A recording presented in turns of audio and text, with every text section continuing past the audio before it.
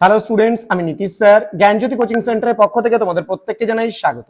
তো আজকে আমি তোমাদের সঙ্গে আলোচনা করব 4 year undergraduate programme second semester minor sociology last minute suggestion 2024। যে সমস্ত ছাত্রছাত্রীরা পরীক্ষা দিচ্ছ তাদের জন্য কিন্তু আজকের এই লাস্ট মিনিট সাজেশনটি।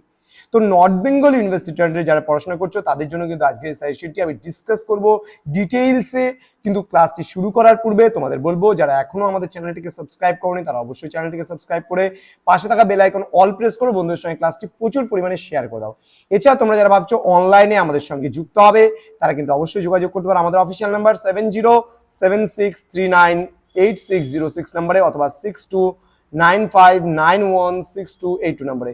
তোমাদের টোটাল কোর্স ফি থাকছে কিন্তু এই বছর যারা নতুন জয়েন করবে তাদের ক্ষেত্রে কিন্তু 1199 রুপিস, অর্থাৎ 1199 টাকা পুরো কোর্সটা হচ্ছে। পুরো তোমাদের যেহেতু মেজরের 3টা পেপার আছে সেহেতু আমরা কোর্স ফিটা কিন্তু একটু বাড়িয়ে দিয়েছি।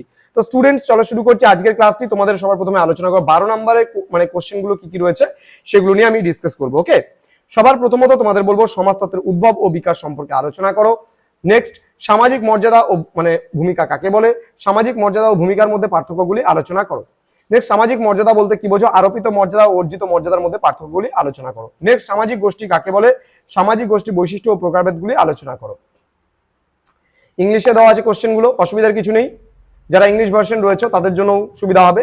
দেন সংস্কৃতি বলতে কি বোঝো, সংস্কৃতির বিভিন্ন বৈশিষ্ট্য, খুব ইম্পর্টেন্ট, প্রত্যেকটা প্রশ্ন এখানে ইম্পর্টেন্ট কিন্তু, হ্যাঁ, যেগুলো পড়তে হবে না বা পড়ার দরকার নেই সেগুলো আমি বলে দিচ্ছি। দেন সংস্কৃতির বিভিন্ন উপাদানগুলি সম্পর্কে আলোচনা করো। দেন সামাজিকীকরণ বলতে কি বোঝো, সামাজিকীকরণের বিভিন্ন মাধ্যমগুলি সম্পর্কে আলোচনা করো। নেক্সট, সামাজিকীকরণের বিভিন্ন প্রকারভেদগুলি সম্পর্কে আলোচনা করো। সামাজিক নিয়ন্ত্রণ বলতে কি বোঝো, সামাজিক নিয়ন্ত্রণের বিভিন্ন উদ্দেশ্য প্রকারভেদগুলি সম্পর্কে আলোচনা করো। ওকে, নেক্সট হচ্ছে সামাজিক নিয়ন্ত্রণের মাধ্যম হিসেবে আইন, ধর্ম, প্রথা, শিক্ষার গুরুত্ব। এটা 12তে না পড়লেও চলবে, এটা ছোট কোশ্চেনের জন্য পড়ে নিও।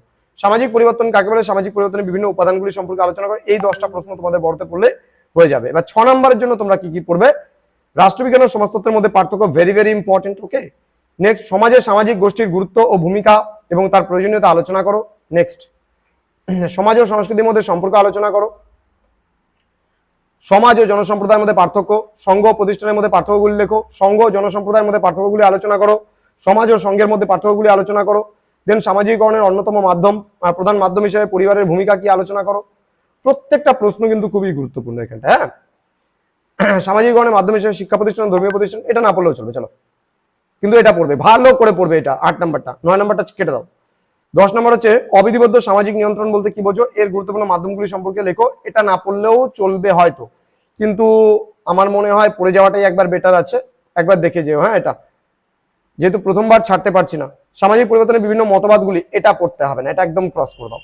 দেন সমাজতত্ত্ব ও রাষ্ট্রবিজ্ঞানের মধ্যে সম্পর্ক, ভেরি ভেরি ইম্পর্টেন্ট, একদম 100% ইম্পর্টেন্টের মধ্যে একটা। সংঘ সমিতি কাকে বলে, সংঘের বিভিন্ন বৈশিষ্ট্যগুলি লেখো। দেন ভারতের সামাজিক পরিবর্তনের বিভিন্ন কারণগুলি সম্পর্কে লেখো। 3 নম্বরের জন্য সমাজতত্ত্ব ও নৃতত্ত্বের মধ্যে 3টি বৈসাদৃশ্য, পার্থক্য, ভালো করে পড়বে। আরোপিত বা অর্পিত মর্যাদা, অর্জিত মর্যাদা, সামাজিক আদর্শ ও নীতিবোধ, সামাজিক মূল্যবোধ, ভূমিকা নির্ধারণ, ভূমিকার দ্বন্দ্ব, প্রত্যেকটা প্রশ্ন কিন্তু গুরুত্বপূর্ণ এখানে।